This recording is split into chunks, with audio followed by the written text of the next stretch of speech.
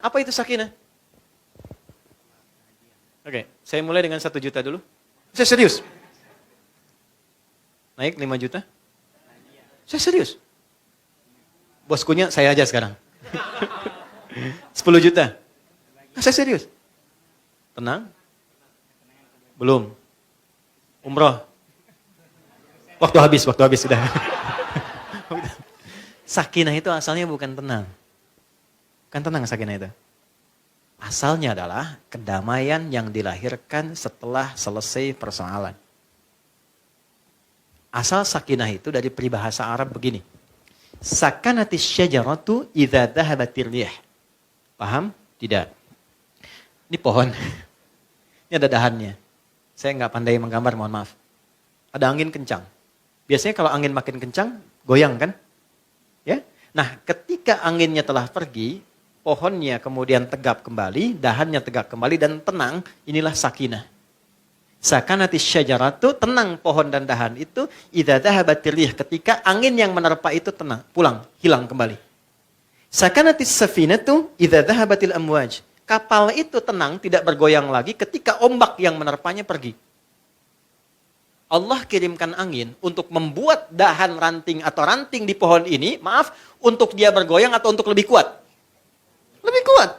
Semakin kencang, semakin bertahan, semakin kuat kan? Akarnya kuat, batangnya kuat, rantingnya kuat. Allah kirimkan gelombang-gelombang di lautan itu menerpa kapal, semakin goyang semakin diriset kan? Ya kan? Bikin semakin lebih bagus, lebih kuat. Ini gambaran. Inilah sebabnya kenapa gambaran ini seringkali dibawa dalam kehidupan rumah tangga. Bahtera rumah tangga. Kalau disebut bahtera pasti ada ombaknya.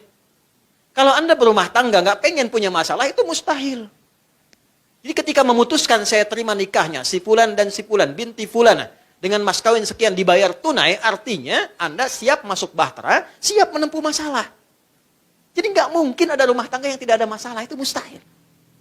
Nabi aja yang dijamin masuk surga. Ayat surga 1 surat turun Al-Kautsar. Dekat dengan Allah, dipuji oleh Allah, akhlaknya Quran, tetap ada masalah. Anda bukan Nabi, Rasul bukan. Ayat surga nggak ada sampai sekarang untuk kita.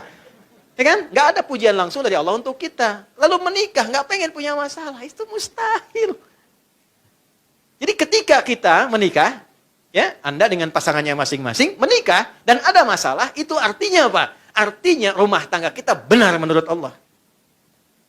Gitu. Kan? Alhamdulillah. How's it? Alhamdulillah. Oke? Jadi kalau punya masalah, itu benar. Nah, tapi poinnya bagaimana mengolah masalah jadi sakinah itu. Itu yang belum dalamnya, itu belum sampai situ. Kalau menemukan masalahnya, oke sampai situ. Sakinahnya bagaimana? Karena kan prinsip dasarnya begini, ada masalah, mesti berubah jadi sakinah. Itulah rumah tangga. Kalau cuma masalah, nggak ada sakinahnya, itu pisah. Ini tangganya, ini rumahnya. Gitu. Itu terus keinjak. Tangga kan diinjak. Keinjak terus, tapi nggak pernah mendapatkan kenyamanan berada di rumah.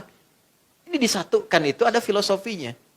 Kita keinjak, tapi belajar dari injakan itu untuk menapak sesuatu yang lebih tinggi.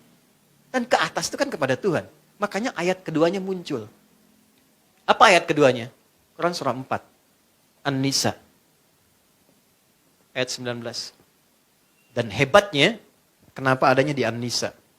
Dan suratnya kenapa surat perempuan, bukan laki-laki?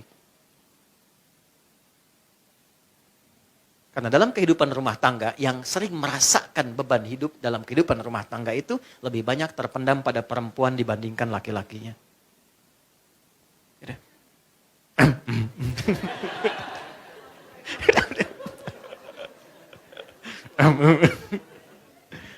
Tapi ada seninya.